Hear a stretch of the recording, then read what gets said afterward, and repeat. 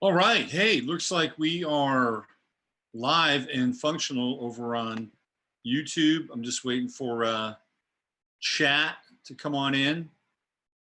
It's a little glitchy tonight for whatever reason. Let me check my settings here. Yeah, I got the 5G on. Let me see what's going on with the chat. I'm not seeing any chat tonight thus far, although it could pop up here. Let's see what we got. I'm going to, let's see, God, I cannot see the chat tonight. That is a bummer. There we go. Now we got chat. Thank you. Hi, Loren, Shari Ives, Judy Anderson, Miss Anderson. There's Ani, Jenny Beasley. Hi, Jenny Beasley. And there's Joan S., Joni from San Antonio. Luann, hello, Luann. How are you today? Happy Sunday to everybody. Oh, of course, there's only one Jasper. I am like pixelating like crazy tonight, man. I don't know what's going on with the computer. We're gonna try to just get through it. The big head has arrived, of course, on cue. You wanna get over there? You wanna get over there? Come on, go get in your perch. Go on, it's right over here. There he is, the Astro Cat, the one and only Jasper Phoenix. Yeah, you just got to get in on the action, don't you? I can't see anyone else. You're not seeing Chatlandia, listening. Hello, Raven. Yeah, let's just make sure we're all connected up here. All 22 of us right now. I had a hard time dealing with the chat proper. Isla can see Jasper. There he is. I can see him on the delay screen. How's everybody's weekend going? I was like laid out by this Scorpio full moon. Just laid out. I had no energy on Friday. None. Hello, a Paradise 69. Welcome. I had no energy whatsoever on Friday. I was out. And I had to do readings. I had 3 readings on Friday. It's kind of challenging when you don't have the juice and you gotta take care of business. But hey, look, we're all professionals in our lives, right? In one way or another, you know. Some days you just gotta push through it. It's the way it goes. It's the way it goes. Let's see who else. We got 30 people coming in through the front door. Ani had her house rented. I think you meant tented. There's Pho. By the way, if you didn't catch Friday's show, Kate O and the Dragon were hilarious in the chat room on Friday. Oh my God. I went back and I watched the video and I read the chat and I was in stitches. Totally in stitches. Living Harmony 7. Hi, Robert Fullman, just trash manifestation in my daughter's life. I'm sorry to hear that. I don't know what that means, but that Scorpio full moon it's intense, especially for the millennials with their Pluto and Scorpio. Prep Paradise 69. Yeah, totally drained here too. Very underwhelming full moon. Isla says I'm Scorpio moon. Hey, Janelle, nice to see you. Jenny, Friday after work, I fell asleep at 6 p.m. to wake up the next morning drained. Yeah, I was really drained. I'm not the only one, apparently. And then there's Christine. Hello, Christine. Christine Mose. So yesterday was a bit of a bounce back day. Moon's in Sagittarius now, which is, well, I like the Sagittarius. I don't mind the Scorpio full moon in other people. I really don't. Living in Harmony 7, just some awful things happen. Oh, I'm sorry to hear that. Yeah, you know, I probably should have did a bit of a spot on the Scorpio full moon conjunct Pluto, like Malcolm Xavier, a moon conjunct Pluto in Scorpio, and you had the Pluto full moon. Macadow, entire chat killed me on Friday. I know, right? You guys were so fucking funny on Friday. Isla has an ant problem. There's Chris and Steve. What's going on, you North Carolinians? What's happening? So Malcolm, question to you, if you're still in the chat room, you want to respond. How did that Scorpio full moon affect you? Just out of curiosity. Because I think that Scorpio full moon for the millennials is a pretty intense full moon. That's my 2 cents. Probably more so than like I've got Pluto in hey Jennifer, what's going on? I have Pluto in Virgo. Pluto, a Virgo full moon. It doesn't, that's not a big deal for me normally. But Scorpio is a different creature altogether. It is the underworld. No chemtrails for a week. Congratulations. Apparently they've relocated your chemtrail spraying to the Pacific Northwest, where they've been spraying like crazy. Hey, there's Mr. Cruz. Hello, Mr. Cruz.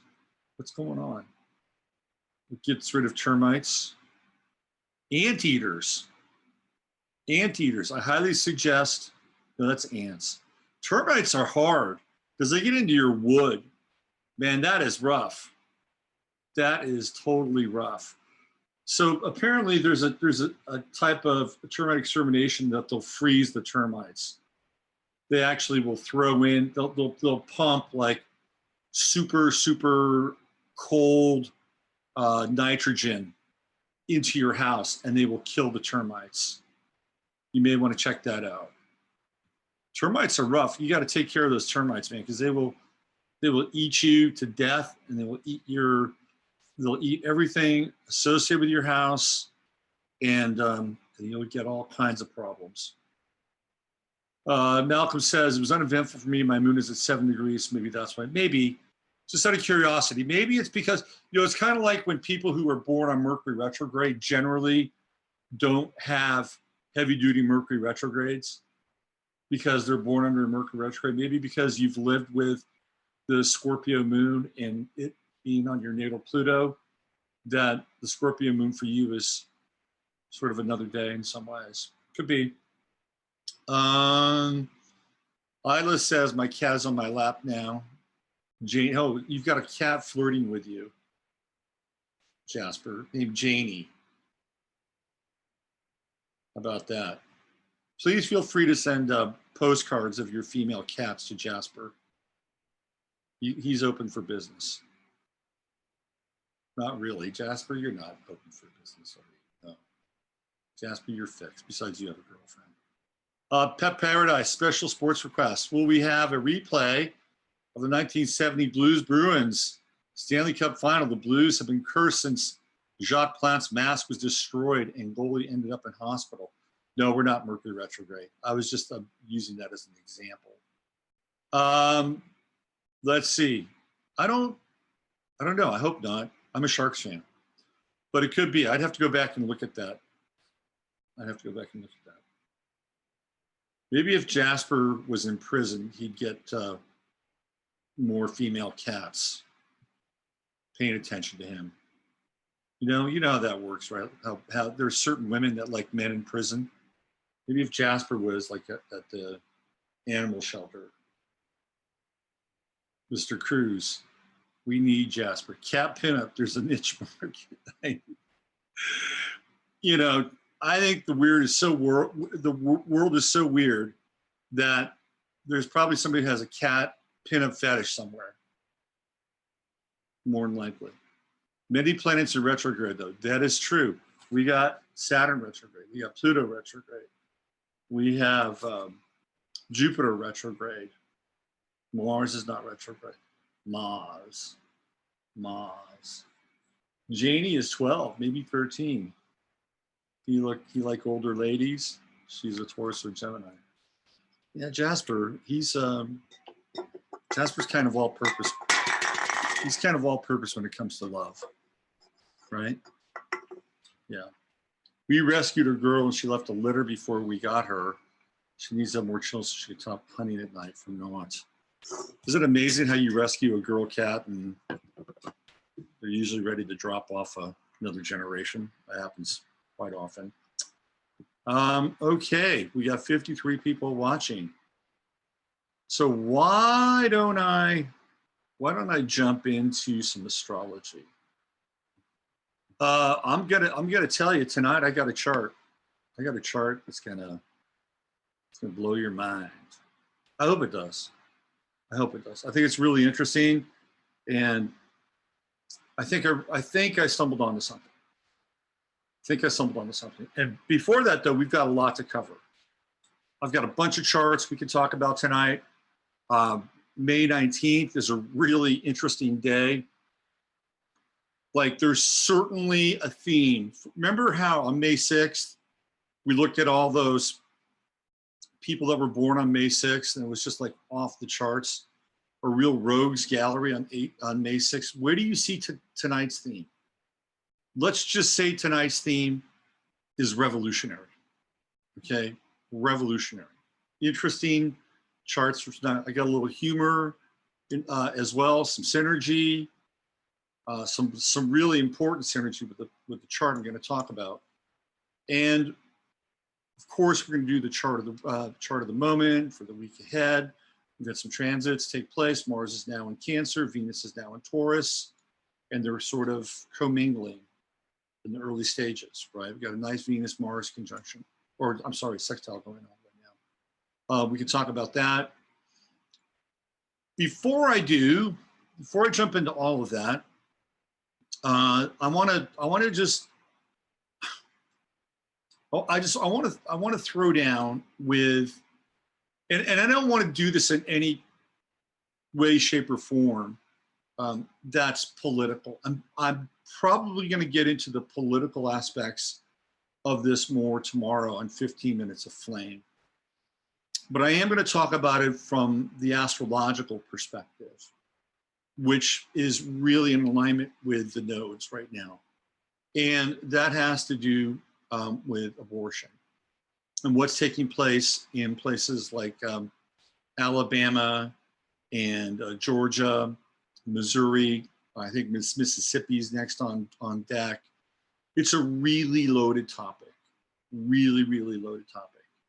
And like I said, I'm going to talk about the political sort of ramifications of it more tomorrow. But from the astrological perspective, there's some stuff happening. A lot of stuff happening. We can go back to when the true node went into the sign of Cancer. And from the jump, abortion went came front and center. Front and center. It was abortion from the perspective of the government. The first bill, the first law to sound the bell was the law that was passed in New York City, New York State, Cuomo. It was New York State, it wasn't just New York City. It was New York State, where pretty much up until birth, a child can be aborted. And then right on the heels of that, you had that clown in Virginia, the governor of Virginia, who's still governor, by the way. He's still governor in spite of the fact that there were a number of instances of him being a racist. Now, if you're a racist, I'm sorry, I'm getting a little political, but if you're a racist and you're on the right, you're screwed. Like, you're done. You're toast. You're burnt, carbonized toast. You're a racist on the left, you get a free pass, certainly. Governor Ralph of Virginia got one. I mean, just think of that. Think of if, I don't know, Greg Abbott, who's the governor of Texas, had a high school yearbook where so the governor was the guy, was in the KKK suit, the KKK costume. His girlfriend, who is now his wife, was apparently in blackface. That's how that all went down. If Greg Abbott had done that, I'm betting you that he probably would be under serious pressure to step down. Or, you know, insert any other Republican governor. But this guy gets a pass. And so instead of talking about how this abortion bill, which would have been after the woman would have had a child, it was narrowly defeated. After she'd have a child, they could figure out whether or not, you know, the woman wants to have a child, or, you know, that whole scene barely passed. And his description of it was chilling. It was chilling. It was the description of a psychopath who talked in very soft, southern, polite, almost sing-songy, dulcet sorts of tones to make it all sound okay. I mean, it was completely and utterly insane. And then the heat was on. The heat was on. The white hot stage lights were on this guy. And what happens? Up comes the racist stuff, deflection from what he was actually pushing, and he's still there. But that's what happened straight out of the gate. You know, we had this overreach by the government at that time, because, I mean, let's be clear, you get a child out of mother's womb, I mean, it's about as close to murder, in my estimation, as you can get. It's interesting. I was reading some stuff tonight on, I said I wasn't gonna get political. I can't help it. I was reading some stuff on Henry Mackow's site tonight. It's really funny too. Henry had this big, long eulogy about, what's his name? Isaac Cappy. It was like, what a great person he was and everything. And I let my feelings be known about Isaac in the Process. Sounds like a band, doesn't it? Isaac in the Process. I let my feelings be known about Isaac in the Process. And I just don't think, first of all, I didn't think there was a lot of there. Was he a prisoner of the moment in some ways? Yes, because of the astrology that was happening at that time, which I've talked about. It was like an incandescent moment. But I also said that after that happened, he probably should have gotten out of the spotlight, but he kept milking the spotlight. Because at that point, once you cross that line, Hollywood, you're done. It's probably already done anyway, but you're done. You're not going to get any work, period, end of story. Nobody's going to let you in because you ratted out your best friend. Even if your best friend is a pedophile, needed to be ratted out, you still ratted him out. Nobody's going to let you in. Nobody's going to let you work. You're done. So then I think he was living off of fumes and trying to monetize his newly minted prophet-like status. And it didn't go so well. Didn't go so well because, number one, I don't think he put in the work. Number two, I think he had some evidence, a scintilla of a few things here and there, some of which seem to be fairly obvious, although the Tom Hanks stuff is getting more interesting as we speak. But again, it didn't really feel like the Hammer, you know? It wasn't the Hammer. Like Corey Feldman, you know, who I think is kind of in the same camp in a lot of ways, never brings the hammer. He's always like talking about people that are way down the food chain. Seems like he's protecting people at a much higher level. You know, Corey Feldman cannot be trusted. I don't think Isaac Cappy could be trusted either. I wouldn't have trusted him. Why? So I sent Henry Mackow an email comment. He put it on his site. He had the weirdest response. His response, he didn't respond to anybody else's email. But his response to me was, Robert, you'd better be right, or else you'll take your place with the damned. I'm like, what? Are you kidding me? Did Isaac Cappy become Jesus and I didn't catch the canonization? I missed that one. If anything, he was Judas. He even had a big Judas moment where he's talking about what he did to the people that he really loved and people that supported him. And You know, he was a Judas to the cause, apparently. His own words. Go watch the video. Wasn't very Christ-like to me. But here's Henry Macau. And I by and large like Henry for the most part. I don't agree with everything. He certainly doesn't agree with me because I'm an astrologer.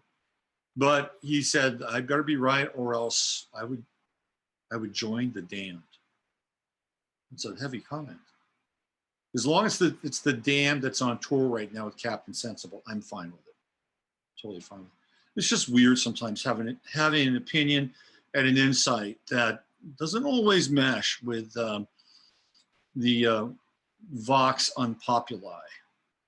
So getting back to the abortion thing now, which is what I was really talking about. Immediately what happens was that in those first degrees, which of course are going to be like 29, 28, 27, Cancer, South Node, Capricorn, people got very intense and very involved with this. Oh, I know why I brought that up.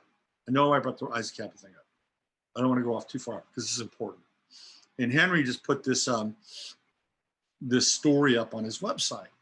It's really interesting because this woman has this piece where she's Jewish. And apparently, Judaism has a very different relationship with unborn children. And that rabbis have basically said that the unborn child is the property of the mother. Now, property is an interesting kind of term in and of itself, but they make a specific kind of distinction, which is like, hey, God's not entering into this at all. It's between, you know, this unborn child and the mother. So if the mother wants to remove the child, well, that's up to the mother. I thought, wow, that's kind of interesting. Not sure, I mean, on some level, of course, you know, the mother is there, and you know, the laws have been set up for women to do that. But I think there's a much larger spiritual kind of hierarchy and a spiritual kind of, what's the word I'm looking for? Not karma, but kind of, you know, balanced interchange with that act in and of itself. And I'm not sure we fully understand it. I'm not sure we fully can wrap our heads around it, but it's there. And maybe tomorrow I'll talk about some of my own personal experiences around that. Won't do it tonight, though. You'll have to tune in. So it was just an interesting kind of aside that I wanted to bring to your attention. Here we go now. True node in Cancer, correct? That's where we are. And remember last year when it was True Node in Leo, South Node in Aquarius, and there was this whole thing going on. It was really the beginning of the end of free thought and free speech on the internet. That's what we saw with that South Node in Aquarius. And it was typified by Alex Jones, who's born February 11th, right in the heart of Aquarius, and him being essentially tossed out of the Garden of Eden, even though Alex is, you know, bought and sold and paid for, and has this, and is part of some other agenda. He still was thrown out of the, cast out of the garden being social media, and it's continued to happen. And they used Alex Jones and they used Sandy Hook to continue to muzzle free speech. And the muzzling has still continued to take place, especially what happened in Christchurch, and essentially people being paid house-to-house visits now in Christchurch. If you question that Christchurch shooting in any way, shape, or form, you'll get a knock on the door from the New Zealand police. There's a video of this guy on YouTube where the police come to his door on a Sunday morning, and he's got his phone and he's videotaping them. And they want to go inside and they want to talk about his position on the Christchurch shooting in his videos, and he won't let them. He just keeps trying to nail him down, and they eventually leave. This all started last year when it's a South Node in Aquarius. And of course, we're moving more into that Apollonian phase. and that was the true node in Leo, which is where we began. Jordan Peterson really cut his teeth and got very popular when he had that, when the true node was in Leo, because he was really appealing to young men in a big way. And his approach was very Apollonian in a lot of ways. It was very logic-based in a lot of ways, very rational, and it really sparked. People resonated with it because finally there was somebody who was, for the most part, he doesn't always speak very clearly or plainly, but for the most part, they were relating to the fact that here were principles. Here were principles, rules to live by. That is Apollonian. Dionysian, there are no rules to live by. You figure it out as you go along. So he benefits. So you can see where we made this shift. And of course, Trump was a part of it, his kind of Apollonian, rise to the presidency. And I've shared this with you before. Apparently, Trump's, this is what I've heard. He belongs to some kind of a lodge. He's not a Mason, maybe a Jesuit. He belongs to some kind of a lodge. His lodge name is Apollyon.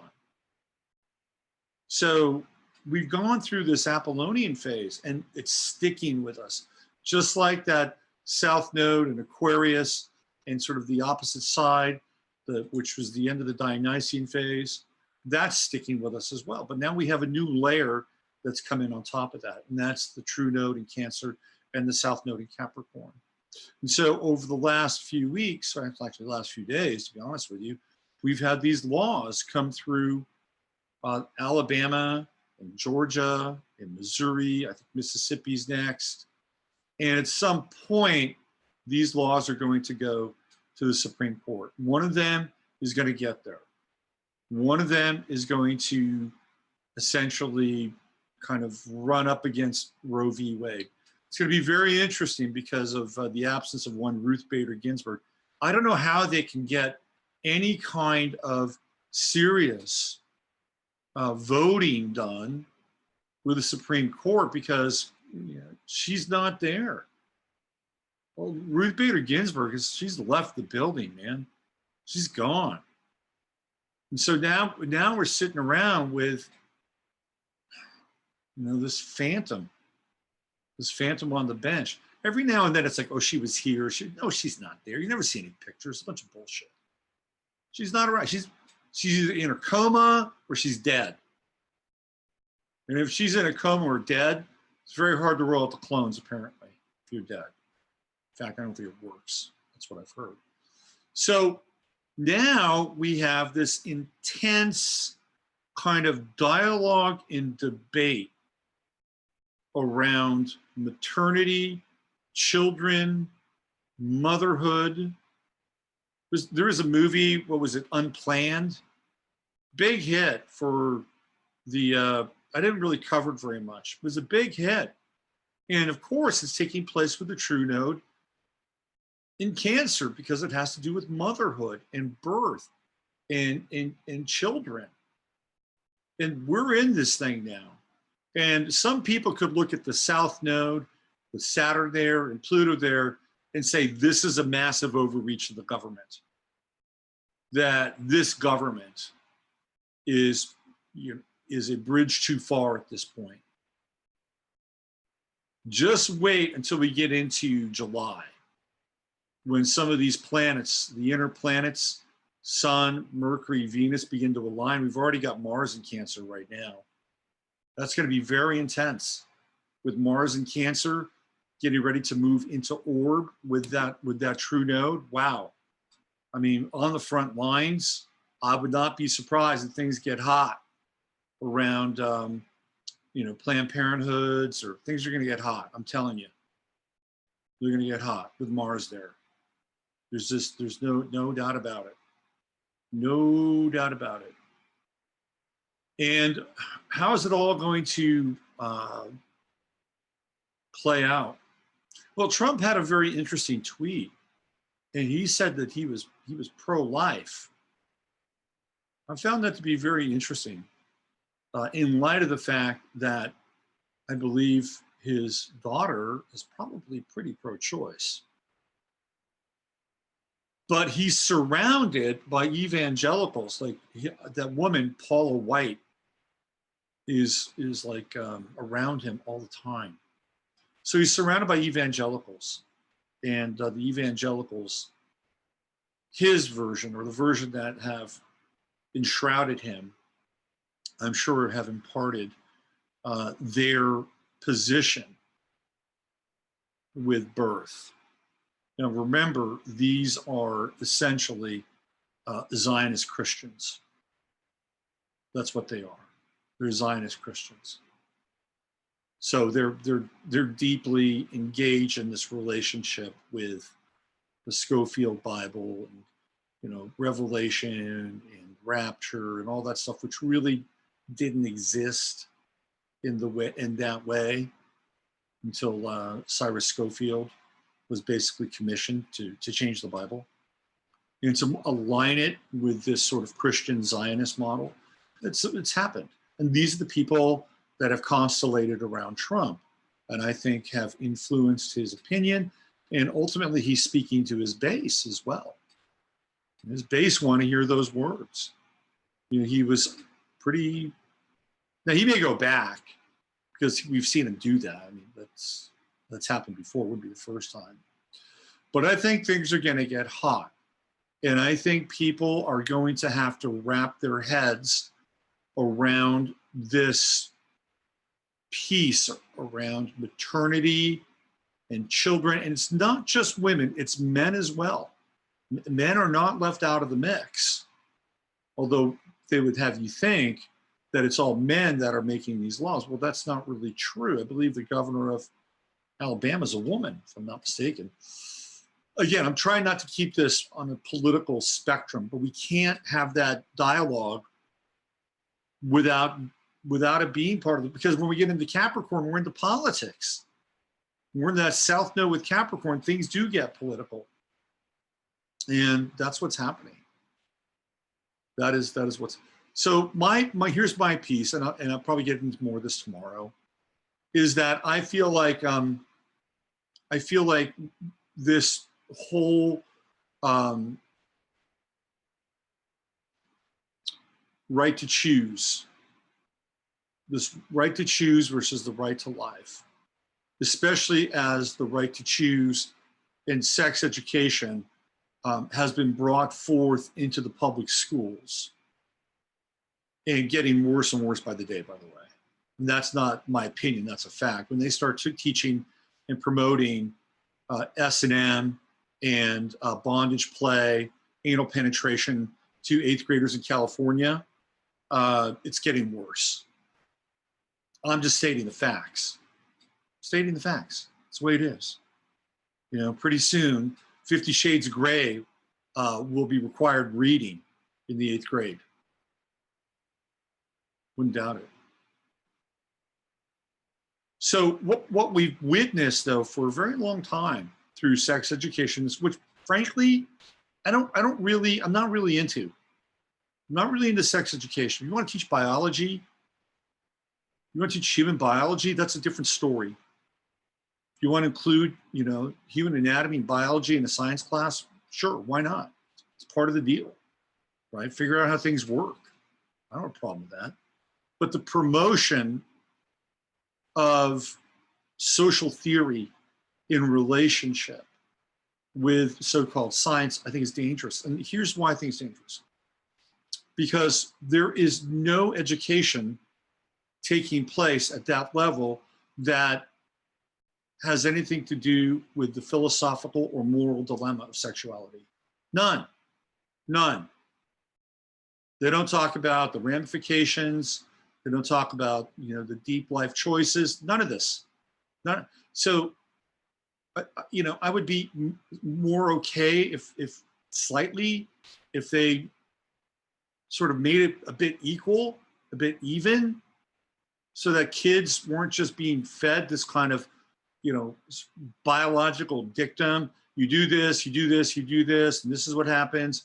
And if things go off the rails and and you wind up getting pregnant, well, you can go this direction, you can have an abortion, And oh, by the way, there are all these different versions of pleasure you can check into now, but there's no real philosophical or moral discussion and transference of knowledge. None. It's not even close. There's no. It's like this, right? And if you're gonna throw that out into the public arena, into a public school, you got to get here, so that young people can understand the ramifications of their choices, which I think is probably not something that's really promoted in a lot of ways. And I think it's because the system wants to ensure that our young people are as dependent as possible for as long as they can be dependent, which is why adolescence has become such a prolonged affair in this country. Anyway, we're going to find out more about this. You know, the heat is on. The debate is on. It is not going to go away. It's going to get hotter and more intense as we move into the Cancerian inner planets with the moon, Venus. Mars is already there, and then the sun. When that happens, boy, I mean, it's going to get hot. It's going to get very hot. I mean, for me, you know, we've seen sort of both ends of this thing with these nodes, just to recap, because straight out of the gate, it's like near life, afterlife, abortion. And then you had on the other side, the intense kind of shock and horror and people that were, you know, really concerned about, you know, if this was going to be the standard and the norm for the rest of the country. And then now we've had the other side of that, where we've had the states begin to make these laws. And then the other side, you're having sort of this Lunarian side where women who are, you know, pro-choice are now exhibiting the same kind of perhaps hue and cry that happened already at an earlier stage of this cycle. So it's going to be very interesting. And I really don't think that there is a middle ground here. And that's not coming from me as an individual who has his own thoughts around the subject. I just think there's really no middle ground. And we've seen the elastic sort of pull and the polarity get, you know, tighter and tighter and more tense and tense. So it's something to keep an eye on, and especially as we move closer and further into the Cancerian degrees. Okay, let's see what we got here. Let's pop the old chart of the moment. All right. Just to let you know, Jasper's right on the other side of the screen. He's just hanging out, doing his thing.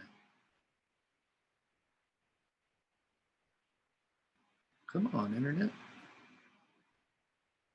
Come on, internet. Where are you at, internet? No, I wasn't asking about you. No, I was not asking. Now that you're here. Jasper, do you have any questions? Jasper, you can answer questions from the audience if you'd like to. Really? Okay. All right, here we go. Chart of the moment.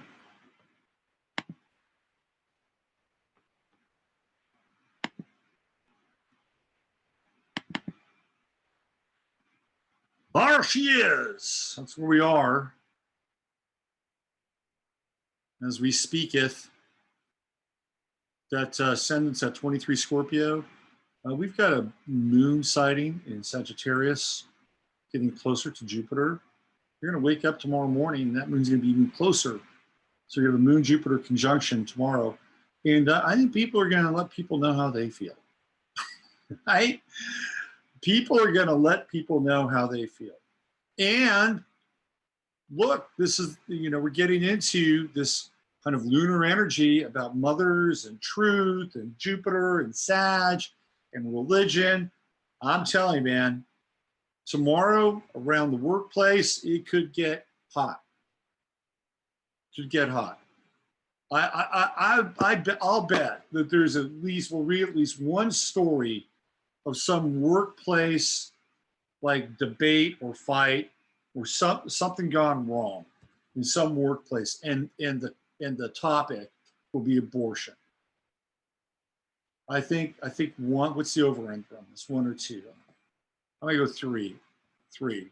I'll take the under. I'll take 2. Because look at what's going on. Jupiter's still in square with Neptune, and then tomorrow morning, that moon's going to be part of that square as well. So that's about boundaries. So it's like really permeable boundaries. Okay, so if you're watching this stream tonight, tomorrow at work, zip it up. Could be a good course of action. I'm just saying. Because when we get into that square, those boundaries are just messy. And it's usually because somebody's got a point of view. Somebody's got an opinion. Sagittarius can be an opinionated sign. Can be. Sagittarius is interesting. Sometimes Sagittarius doesn't give a shit. But sometimes they really give a shit. Depends on, what day of the month you find them. So we've got that square coming up. And I would just say for the next day and a half, just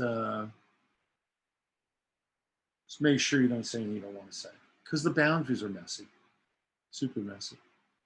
Now this moon that we're experiencing now, in roughly, what are we talking about? About 26 hours from now, 28 hours from now, moves into Capricorn.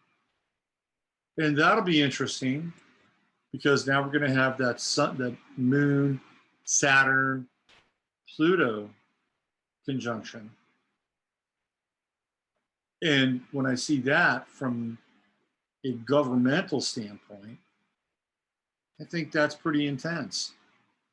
I think we're going to see perhaps more governments this week, state governments, readdress the abortion issue and the abortion laws inside their state. And I think we'll see pushback. That's going to happen. That is really going to happen because you're going to a lot of women not going to be happy. Not going to be happy. You may have women deciding that they want to, it's like there are a bunch of women like Alyssa Milano. So I'll stop having sex. Stop having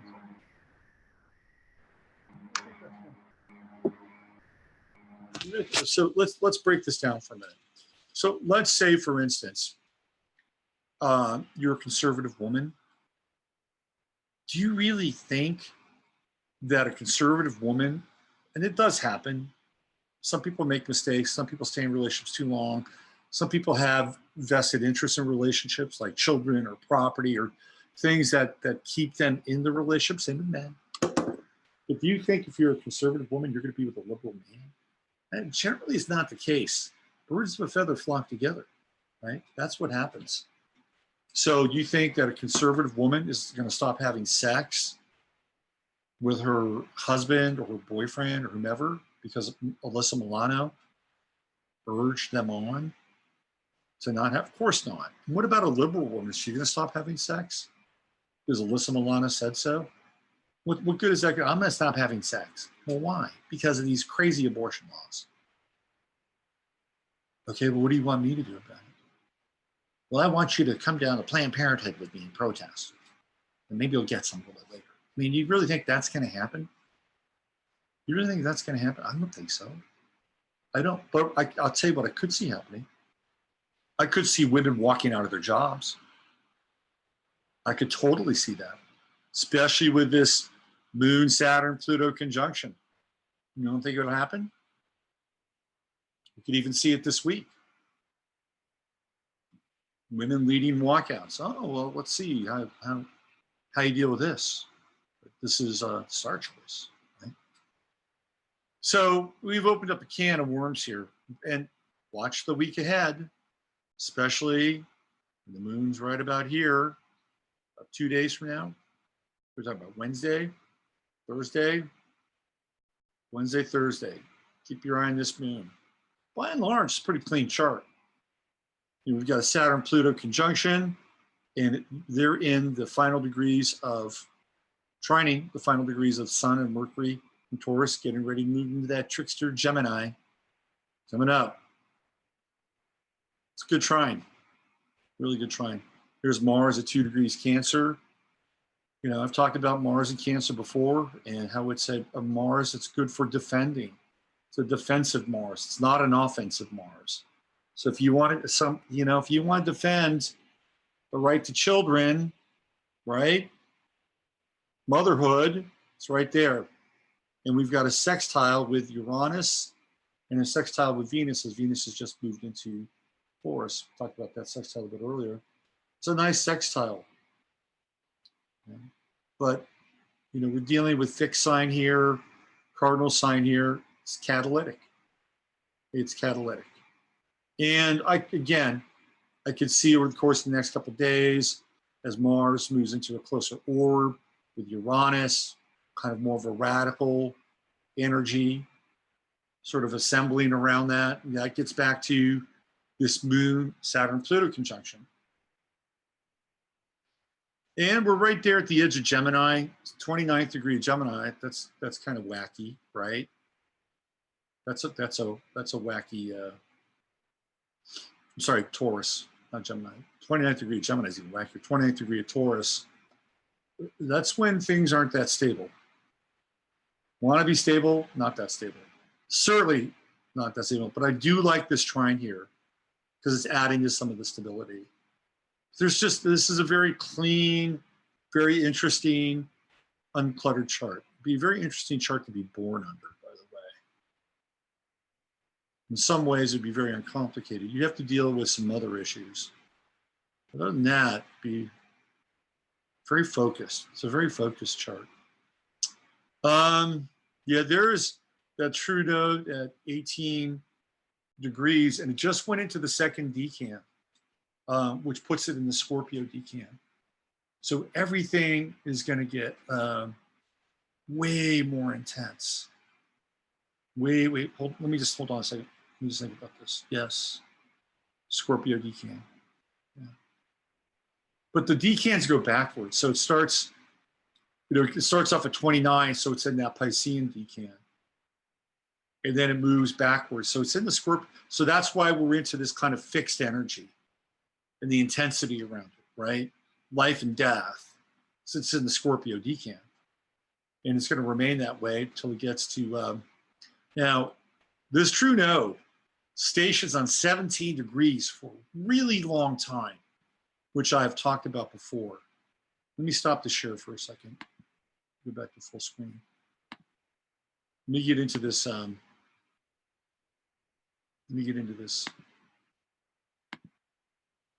Period for 17 Cancer.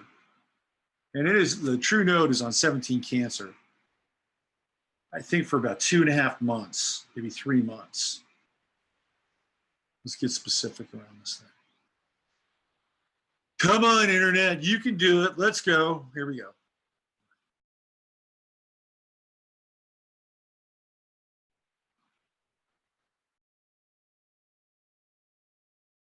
All right, here we go.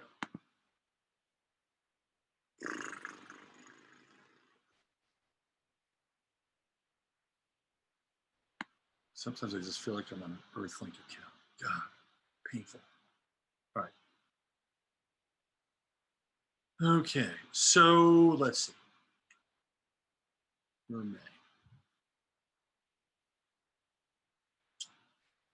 All right, so this true node is going to be at 18 until June 4th. And it's on 17 degrees from June 4th all the way up to August 18th. That's a long time. So essentially, this is what the moon is doing, right? Wiki. So it's going to be there 2 months. 2 months on 17 degrees. Wow. That's crazy. Crazy, man. So what is the Sabian symbol for 1718 Cancer? Let's find out. Let's find out. Ooh, hello. Wow, very interesting. Very interesting. This abortion stuff, this right to life stuff, this choice material. This summer is going to change the history of this country. I'm telling you right now, it's going to change it. Here we go. Let me read this to you. So we're going to go up to the next degree, the Sabian symbols. Look at this, Cancer 18. Scratching the ground to find nourishment for her progeny. We could go back to Cancer 16 if it's going backwards. It's a pretty cool one. Man studying the mandala in front of him with the help of a very ancient book. But this is it right here. Because we're supposed to go up, right? To the next degree, by and large. Unless it's, you know, 30 minutes or less. Let's read this. A hen scratching the ground to find nourishment for her progeny. Keynote, the practical concern with everyday nourishment necessary to sustain one's outreaching activities. Every mother is originally responsible for the feeding of her progeny and all the activities into which a person has poured his energy are his symbolic children. He has to feed them with social substance gathered from the ground of his community and to watch with concern over the unfoldment. The tender stem consolidates into the tree trunk, the chicken into the hen, the infant into the theoretically self-reliant and socially wise adult. This third stage of the 22nd fivefold sequence shows the results of the two previous stages, seed, germ, and the growing plant requiring the chemicals of the soil for its daily growth in a clear sequence. Conception, gestation, birth. What is at stake here is the fulfilling of life's prophecy, responsibilities. So this is where the true node is right now. 18 goes to 17, theoretically we're supposed to go up one. The one before, which is 19, is the unfoldment of multi-level potentialities issuing from an original germ. The life urge to actualize one's birth potential. This is where the node is right now, and dancing between 17 and 18. Wow. Germination is the crucifixion of the seed. The seed becomes the germ, just as the Tibetan student meditating silently and peacefully on the mandala is followed by the Christian crusader, and at a materialistic level of productivity, the engineer technologist intent upon transforming the globe for the greatest possible enjoyment of the greatest possible number of human beings. Unless, of course, you're creating AI. That's a different story. You didn't have AI when Virgo did this. As usual, the second stage of the fivefold sequence, which means it's in the second decan, right? When he says second stage, it's in the second decan of the fivefold, establishes a contrast with the first. Action polarizes meditation. The expanding process of self-actualization, which may mean nothing more than the ego expansion through conquest, contrasts with the introspective study of the structural relationship between and the meaning of the various energies and potentialities of one's nature, Zarupa. The keyword is growth. So we're talking about the unfoldment of multi-level potentials from an original germ.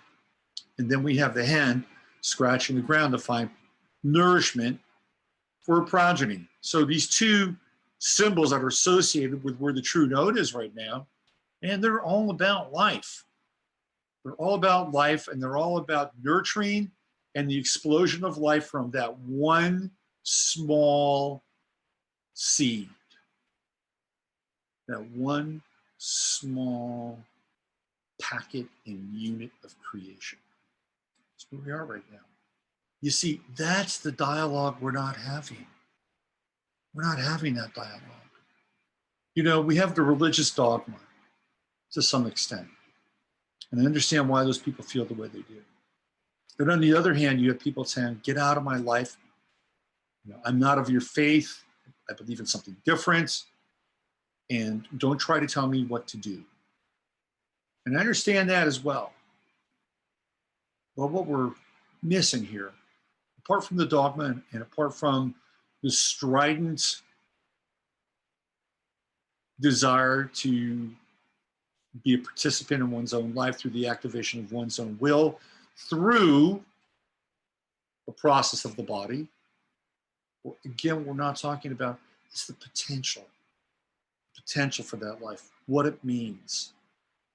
You know, where the magic, the mystery,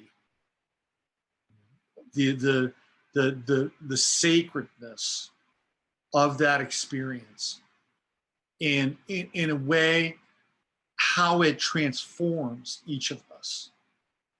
You know, we don't have those dialogues. We don't have that kind of discussion. And the reason why, it's because it's been reduced. And science practices a reductivist pathology, in my opinion. You know, science does not inspire wonder. What it does is it ultimately creates dictums. The way it's unrolled now is it creates dictums for rules and laws to be submissive to state-sponsored medicine for the most part. That's how I see it, okay? Now, maybe if you're a medical student, it's a different story. Maybe in your brain, you know, the wonder of finding out things at a molecular level, at a microscopic level, man, maybe that's just off the charts for you. But we're not having that discussion about this power of creation and how it really impacts us, not just from the actual act itself, but our own lives and how we're changed by it. You know, and we can relate it back to a number of other processes: the artistic process, the creative process, the life process, the process of the universe, the birth and death of stars. I mean, we don't have these dialogues, because if we did have these dialogues, what would happen is we begin to think about this thing in a completely different way. Completely different. And then science would have to come back in and invalidate our perhaps poetic or mythopoetic exploration of this and reduce it again to just some, you know, biomass that can be eradicated, you know, with the signature on a line and a piece of paper as some form of consent, right? So this is what I think we're missing out on. And I think that when people were closer to an agricultural lifestyle, when people were closer to nature, people were closer to the land and these cycles, we were still imbued, even though that life was hard, I'm not romanticizing it, we were still imbued with that kind of process. And we've been stripped of that process to a large extent. And that's why, you know, life has become, in my estimation, cheap. Become cheap. Because we're not having those discussions. We're not understanding this powerful thing we're involved with.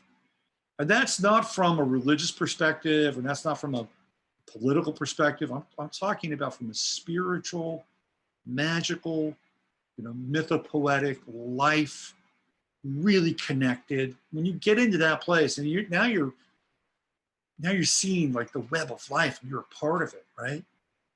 And then those choices become much different. Much different. And we're right there. Look at these. The unfoldment of multi-level potentialities issuing from a germ.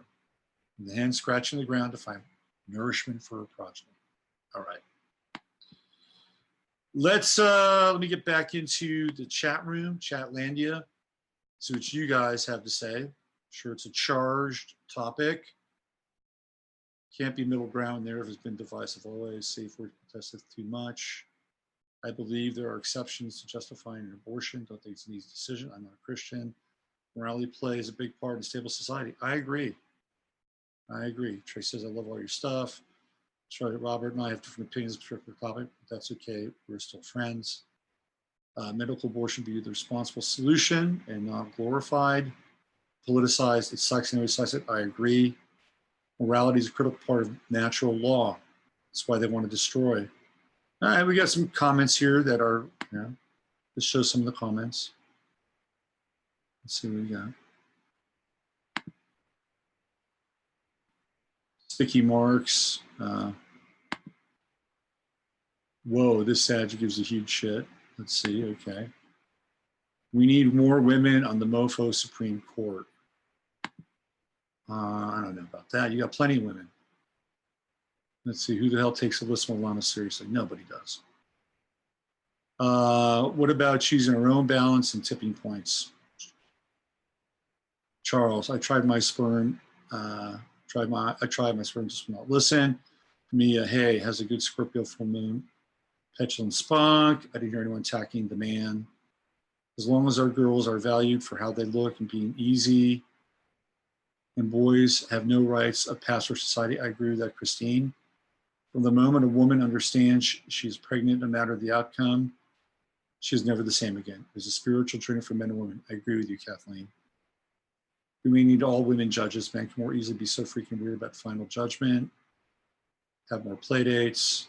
I think using some of those against forced births are the same ones trying to force vaccines. I agree with that.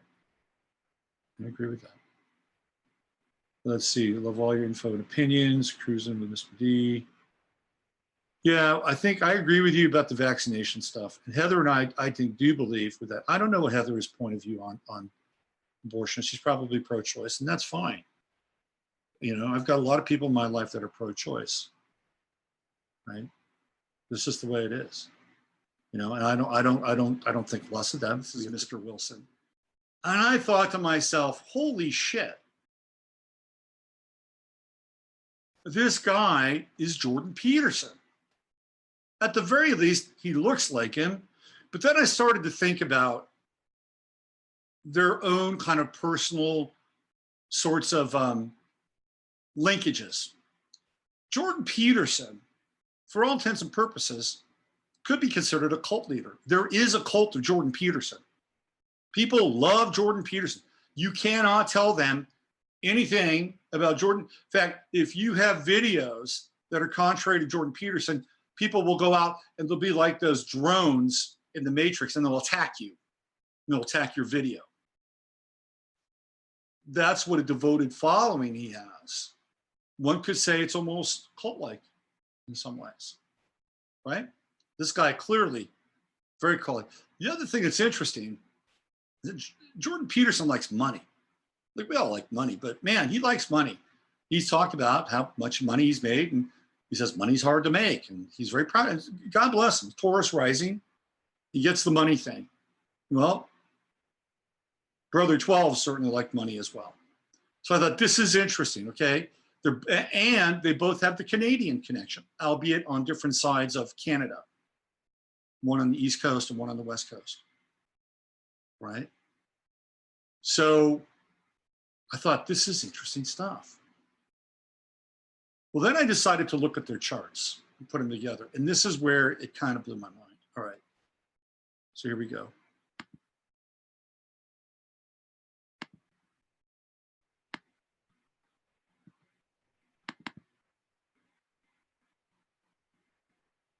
Where are we?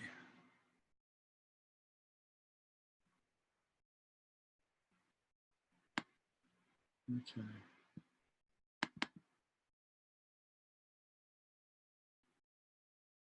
All right, so I don't have the chart, the time for Brother 12, but I do have his birthday, and I kind of rectified a little bit, only because I wanted to, because I do know Jordan Peterson's time. We know that. So now I could take Brother 12's aspects or planets. Okay, that's one. It's got to be this next one. Look at all these Jordan Peterson charts. Here it is. Okay. So this is a synastry chart between Jordan Peterson and Brother 12. Here we go. All right. So Jordan Peterson is on the inner ring right here. Okay. I love this shit. So he is a Taurus rising. And our friend, Brother 12, had Pluto in Taurus. So Brother 12's Pluto is right on Jordan Peterson's ascendant. Like, wow, that's intense, right? It's almost supernatural with Pluto here. And then we go to the other side of the chart. This is where it kind of blows my mind. Okay, let's go down a little bit. Here's Jordan Peterson's sun. Here's Brother 12's moon. We have a sun-moon conjunction. We have Pluto on the ascendant, which is supernatural. Taurus, dealing with form, the body, okay? To die from one body to another. Moon-sun conjunction. Let's go down here a little bit. Got a wide conjunction with Sun-Venus, but this is what I'm really looking at here. Check this out. Jordan Peterson's true node is in Leo. Brother 12's south node is in Leo, conjunct Jordan Peterson's own true node. The nodes are a gateway to past lives. Gateway to past lives. So theoretically, what would Jordan Peterson's theoretical past life have been? Go over here, Aquarius. What do we find right here? Brother 12's own true node in Aquarius sitting right on Jordan Peterson's. So his true node in Aquarius is at 13. Jordan Peterson's south node in Aquarius is at 11. They're exact. These are exact matches on the nodes. Exact. 13, right? 13, 10, I'm sorry, 10, 10, 13, 3 degrees off, my bad. 3 degrees off, still super close, really close. And here we have Peterson's Saturn conjunct his south node, which means he cannot get away from his past. He can't get away from his past. He has to complete some kind of Aquarian mission. But he has to do it in a way that is Leo-like. And remember, with that true node in Leo, this is when he took off. You know, he took off last year when we had this kind of nodal, nodal axis in Leo and Aquarius. Also, Neptune and Chiron are right here, right on Peterson's Mars. And remember, the 12th house is the house of the soul. And so Neptune, which tends to be very spiritual, is hanging out right here on Peterson's Mars with Chiron, right? So theoretically, if you wanted to play with space-time, this Neptune Chiron is influencing his Mars from the 12th house, from the beyond, right? House of the soul. And even up here, this part of fortune conjunct his Jupiter in Aquarius. And then the part of fortune conjunct Pluto. There are matches all over this chart. Pluto on the ascendant, moon conjunct sun, true node, south node, true node, south node, Jupiter part of fortune, Pluto part of fortune, Uranus conjunction. I think Jordan Peterson was Brother 12 in another lifetime. That's my crazy, far out, wild supposition. Look at the face between the two. Look at the charts. Look at the fact that they both are very charismatic individuals who have cult-like status, right? Cult-like status. When I saw this, kind of blew me away. Now, this is not Brother 12's ascendant. I'm just really looking at the influence of Brother 12's planets and aspects on Jordan Peterson. Let me go back and show you the image one more time.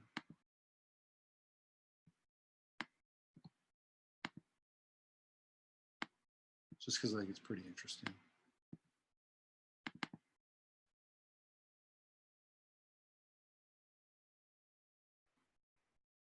Here we go.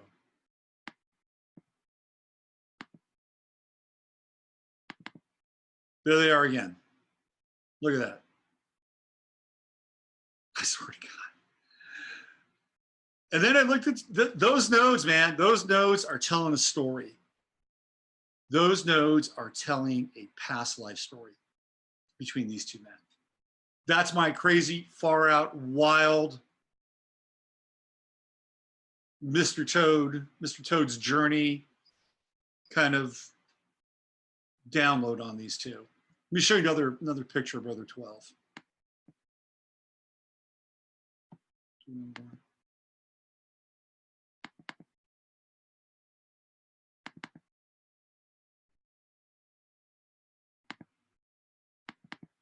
Apparently he was incredibly articulate, this guy.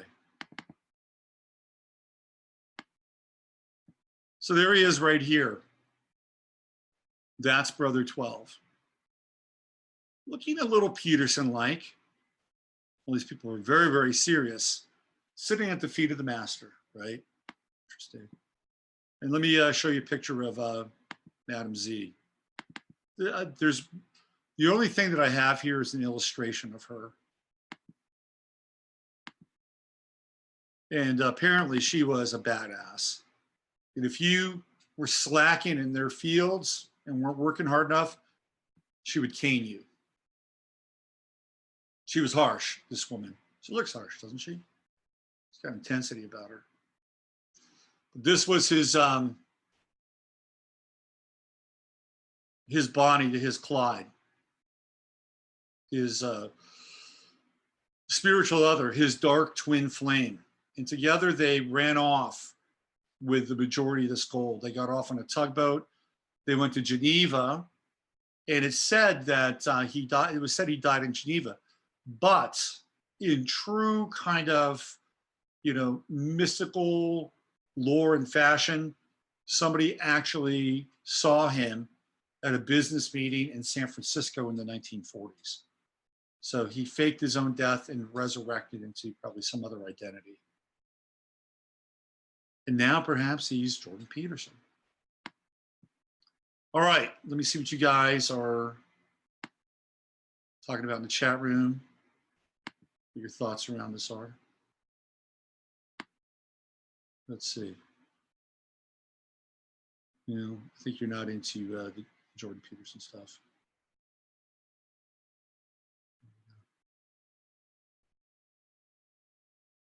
Let's see. Yes, better judges is correct. Yeah, that's what I was saying. Better judges.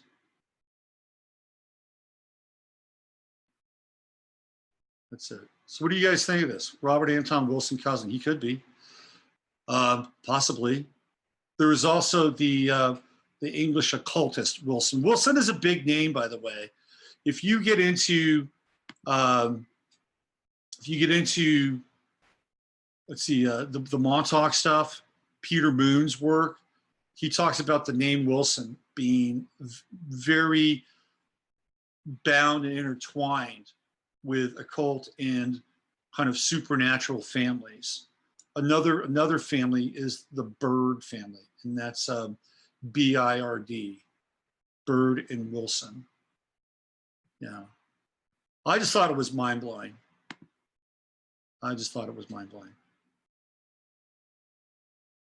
Totally pissed off today. I got working back later. No, I'm fine. I'm good. I just look, I'm good. I'm fine. I don't, it's like, it's just like, I try to be a really fair person, I really do. And I try to, I spend a lot of time with people. People send me emails all the time. You know, I try to have as personal relationship with people as possible. You know, and every now and then the boundary issue comes into play. And so that was just the boundary issue, plain and simple. Nothing more, nothing less. But I didn't like it. Okay? That's it. Yeah, I'm not really apologizing. You know, I'm not. You guys are onto the Brother 12 stuff now. I think Jordan Peterson is the reincarnation of Brother 12. And why do I think it? Because the nodes tell the story. The nodes tell the story. If we look at the North Node in this lifetime, this is what we need to be doing. The South Node in other lifetimes is what we've done. We don't need to go there. It's the septic tank of our life. No, not really. I mean, it's hard. Sometimes we can't get out of it. It's right there. That's the story. True Node, South Node. His Jordan Peterson, South Node, past life, where he's been, right there. It's on the guy's true node. It's right there. It is right there. I'm making a case, even though it's far out, that he is the reincarnation of Brother 12. And especially with Pluto, right? Because Pluto transforms the identity. With Pluto right here as ascendant, and then the Sun-Moon conjunction.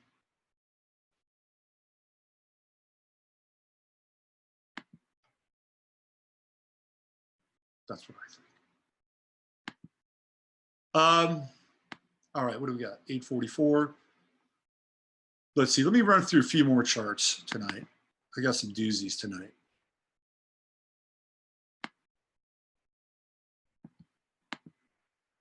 Let's see.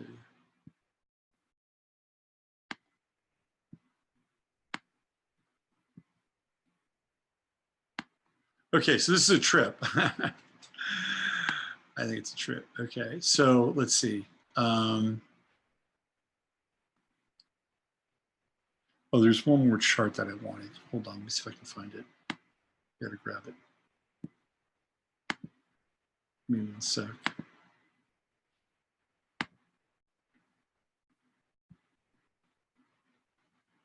Where are we? Okay. Uno momentito. Tito is even kind of a clue, sort of. Okay, where are we? We are, let's go to the 19th. 19th May.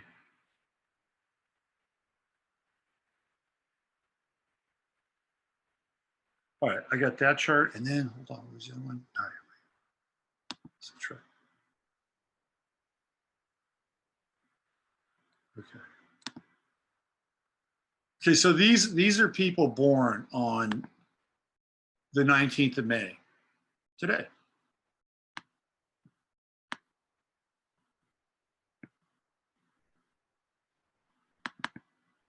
All right. Okay, so one of the things that I noticed about the 19th of May is that there are some absolutely revolutionary characters born on the 19th of May. They're like a theme, like a serious theme here. All right, so let's get into them one by one. Okay, so the first person that really, hold on, let's back in here. Okay, the first person that really kind of drew my attention to this day was none other than Pol Pot. Okay, so if you know who Pol Pot was, he was the Cambodian version of Ho Chi Minh. Pol Pot was, he was educated in the West. He was educated in France on Marxist theory. So he was basically coming out of the Austrian school, right? And of social identity and identity politics. And he turned into just an absolute bloody not a revolutionary. I mean, he was a mass murderer. Pol Pot was a mass murderer, and he was responsible for the death of quite possibly millions of Cambodians. And if you want to see a really good movie about Pol Pot and Cambodia, of course, there's The Killing Fields. And then there's Swimming to Cambodia with Spalding Gray, which is a fantastic movie. He's a spoken word artist who gets into some of this in very gripping detail. Spalding committed suicide, by the way. Anyway, we don't have a time for Pol Pot. No birth time, but he's got that Mars-Pluto conjunction. And I thought to myself, you know, Mars-Pluto, you don't see a lot of Mars-Pluto conjunctions. And in Cancer, you know, that's the people. And this guy had a temper. Moon in Aries, square Mars, square Pluto. Right there. Big time temper. Huge. You know, could this Mars and Pluto be genocidal? Possibly. Cancer, you're dealing with the people. Cancer is the populi, the proletariat. And just like other dictators, communist dictators of the 20th century, like Mao and Stalin and others, they killed the intellectuals. That's exactly what he did. And he has this Sun-Venus conjunction, Sun and Taurus 27, and Venus at 4. It's a tricky kind of conjunction. With Venus, it's like, it's kind of unstable here, right? A little bit unstable. You could tell that he had the public education with the trine to Jupiter, and he's got Jupiter in Capricorn. So he's dealing probably with oligarchic forces. Anyway, the thing that jumped out at me really was right here, the Mars-Pluto conjunction and the absolute genocidal savagery that this guy was capable of and did. Now, what was interesting is that I found out, this is a trip, that Ho Chi Minh, who was his contemporary in many regards, although he did die earlier than Pol Pot, Ho Chi Minh's born on the same day. You know, this is the guy that they named, you know, Ho Chi Minh City after. He's North Korean. He was North Korean, another communist. Now, he's born much earlier. He was born in 1890. Okay, this guy, you know, he dies in 1969. He's born in another century, right? So his aspects are going to be different. Still, he has Venus in Gemini because he's born right around this time. And he's got Sun, Moon, Neptune, Pluto, and they're all bundled. Born on a new moon, right? Sun, Moon conjunction, Mercury, Venus conjunction, right there. Pluto's in the mix, also in Gemini. And he's got Mars, not Pluto-Mars conjunction, he's got Pluto-Mars opposition. So he's actually trying to enforce his Mars, right? Use his Mars as a kind of a weapon. Whereas Pol Pot's Mars-Pluto conjunction was kind of, well, he was the weapon, right? Pol Pot was the weapon. Here he's using connections with foreign governments, more than likely China, Russia, even the United States. I mean, you know, I'm sure our hands were dirty in that. Well, I know they were dirty. To what extent with Ho Chi Minh, that's another story. And of course, this time is a lot better. We had no time for Ho Chi Minh. Jupiter on the midheaven in Aquarius, socialistic, communistic. This was a model that he was following, obviously. Taurus rising. But again, born the same day, different year, same day. So on the one side, you have Pol Pot. On the other side, you have Ho Chi Minh. And what are they? They're these two forces that descend from the north, born on the same day, and they essentially take over the South in both of their respective countries. And one becomes communist, right? Socialist communist. And Pol Pot becomes a dictatorial fascism. Now, what's interesting about the Pol Pot chart is that there's another person born on the exact same day who is as radical and revolutionary as he was, but in a different sense. And that person is Malcolm X. So Malcolm X and Pol Pot were born on the same day, May 19th. Ho Chi Minh, same day, May 19th. And then the other guy whose chart I'm probably not going to show is Tito. And Tito was, of course, a dictator in Yugoslavia. So you've got 3 dictators, and you have somebody who's just as radical, who changes the face of Islam, modern Islam, and religion in America in Malcolm X. So different rising sign. Well, we don't know about Ho Chi Minh, but look, he's got the Mars-Pluto conjunction. So in Ho Chi Minh's chart, clearly that has a direct correlation on the populace. Here, it's much more directed into interpersonal relationships. And of course, Malcolm X was killed. And I would say that Malcolm X was killed because somebody close to him killed him. Somebody he knew, probably somebody inside of Church of Islam, Nation of Islam. Was it Fard Muhammad or Wallace? I don't know. But I think it's somebody he knew, right?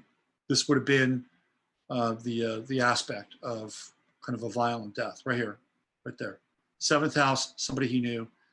What's interesting is that, he has this really kind of wild life.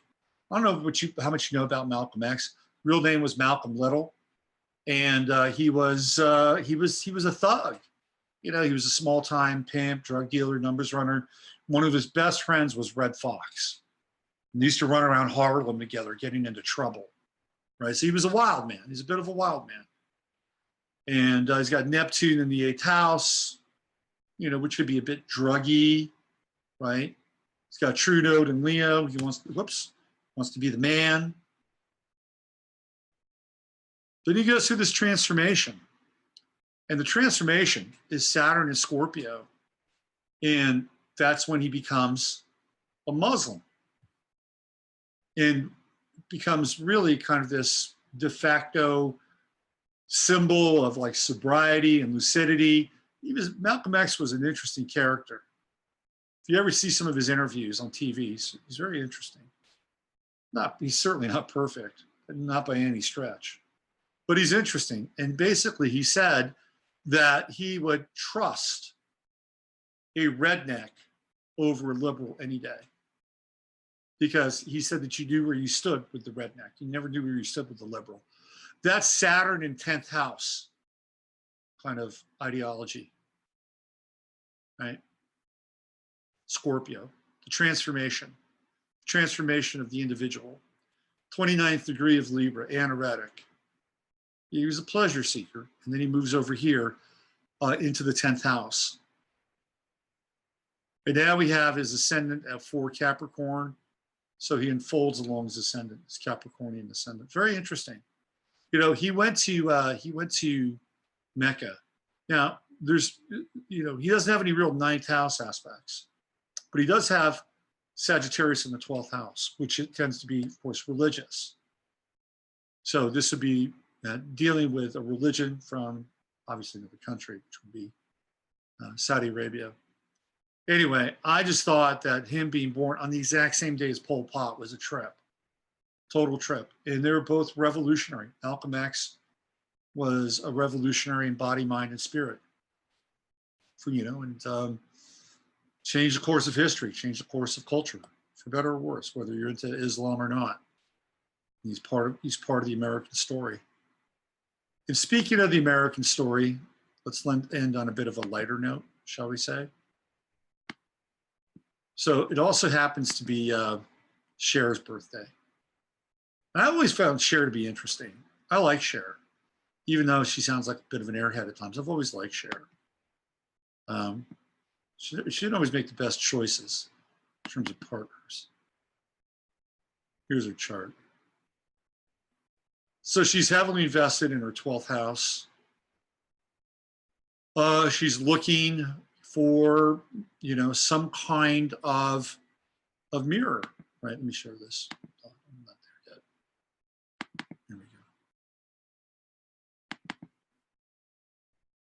Cher's looking for a mirror, you know, like Sunny and Cher, right? In some ways, it's kind of Gemini. If I'm not mistaken, Sunny was older than her.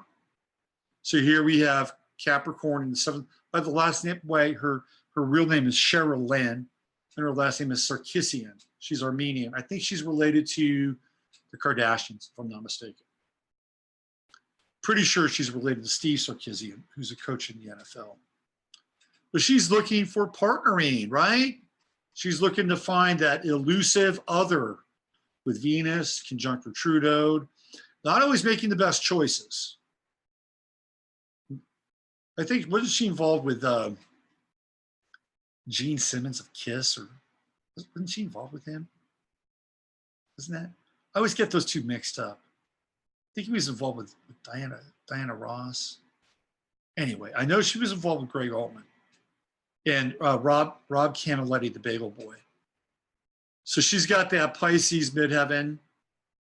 And why is she always looking so young besides all of the surgery and hopefully no adrenochrome? Is it over here? Is it the moon? Capricorn? Perhaps? I think it's Saturn in the first house. I think it's Saturn in the first, even though it's in its detriment in Cancer. I think it's Saturn in the first house. People with Saturn in the first house tend to have longevity. She's got that Mars-Pluto conjunction too. How about that? She a mass murderer? I don't know.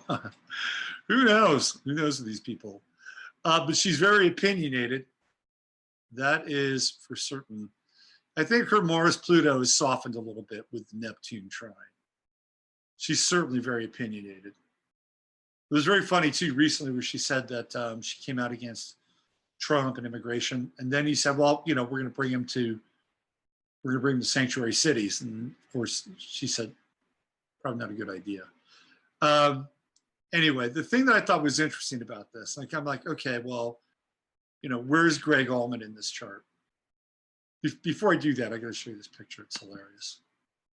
So she and Greg Allman fell in love, and she became kind of the Yoko Ono of the Allman Brothers in a lot of ways. Like, you know, they wanted to make a record, and Greg wasn't around. He was out in LA, and he was hanging out with Cher. But they did make a record together. And this cover is ridiculous. This is what we were dealing with in the 70s, right here. All man and woman. That was Greg Allman and Cher.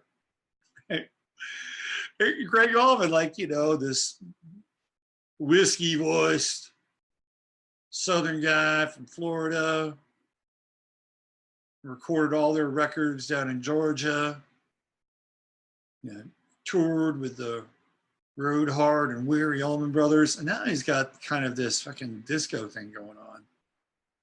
All man and woman. It's like, what the hell is going on here? This was not a great idea.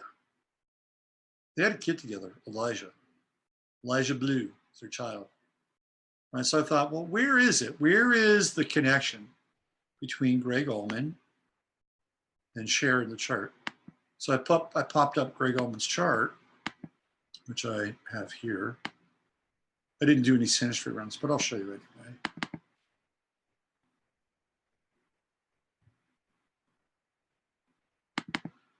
And synastry really works, like it happens. It works. There's a reason why it works. It's especially in terms of like partnering and attraction. Right, so I'll show you. So here's Greg Allman's chart. He's got Venus in all important Capricorn, which puts it just a few degrees off of Cher's moon in the sign of Capricorn in the 7th house. They were instantly attracted to one another. And they have professional aspirations, which is why they made that record together. That's what Capricorn is, right? It's professional. They wanted to have kind of a love and working relationship. And maybe they could have if he hadn't been on drugs. Greg had a drug problem, and it was exacerbated by the loss of his brother, Dwayne. Now, we have to include her moon right around here squaring off against his Neptune, and man, that's just so they had a connection for sure. Her moon is in his 8th house. I think she was running his program. That's what I think.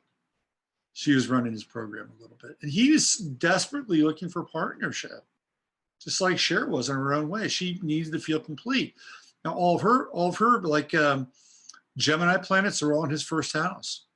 So if we wanted to do some serious synastry with Greg Allman and Cher, it would be there, right? I mean, this really intense attraction with the oppositions, super intense attraction with the oppositions. And the 8th house can be kind of it can be compulsive. So with her moon right here, conjunct his Venus, it's like, magnetized, right? Forget the rest of the band. I don't care about the Allman Brothers anymore. I am all man and woman at this point. That's what happened. Totally what happened. But the Neptune square to Venus and the moon, the only way that relationship could have worked is if he gave up drinking and drugs, which was not easy for Greg. He had a lifelong struggle with that. And you could see it here. And I think the loss of his brother was a heavy, heavy blow to him.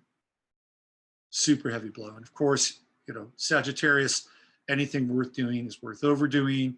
Squares to Pluto, squares to Mars, squares to Saturn. Greg got in big legal trouble too. Big time legal trouble. He sold somebody out. If you ever want to go down a rabbit hole, look at the history of the Allman Brothers. There's a lot in there. Especially with the death of Dwayne Allman. He started hanging out with Eric Clapton during Clapton's really dark phase in Miami, where they're doing heroin, they're doing coke. He's with Patty Harrison. It's a really dark, dark phase. And Dwayne gets initiated into Eric's dark world. And they were all party boys. But when Dwayne Allman hangs out with Eric Clapton for Derek and the Dominoes, it goes to another level in Dwayne's life. And then he dies in a motorcycle accident. And a year later, roughly the same road, another one of the Allman Brothers dies as well, right, in a motorcycle. So a lot of that. So the Allman Brothers, man, they're a deep American story. But Greg was looking for a relationship. But he had challenges with a Venus Neptune square. I do think he and Cher could have worked, but he had to get clean, and it didn't happen. Interesting synergy, though, right? That's why they were together. Venus, Moon, conjunct, 7th house, 8th house. There you go. All man and woman. And with that, we've come to the end of the show tonight. Thank you very much for being a part of it. You can find me over on robertphoenix.com, of course. I do readings over there. And I'll be back tomorrow. Let me see what's going on in Chatlandia before I get on out of here. Let's see what we got. Let's see, he intuits people's shameful hidden stuff too. Jordan Peterson's a globalist shill. Yeah, I think Jordan, I'm not a huge Jordan fan. Peterson became very fidgety. You convinced me in those aspects with proof. Finally made it. Hello. Well, thank you. Finally, Yvonne, thank you for coming. She makes me think of a gypsy. Cher is a gypsy. Yeah, gypsies, tramps, and thieves. Okay. I'm out of here for tonight. Thank you.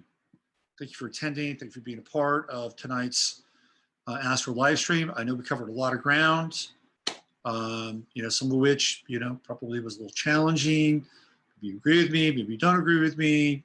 It's okay, right? We don't have to agree on everything. It's fine. We don't have to agree on everything. And I know that I can be very opinionated sometimes, and it's part of being a Scorpio rising.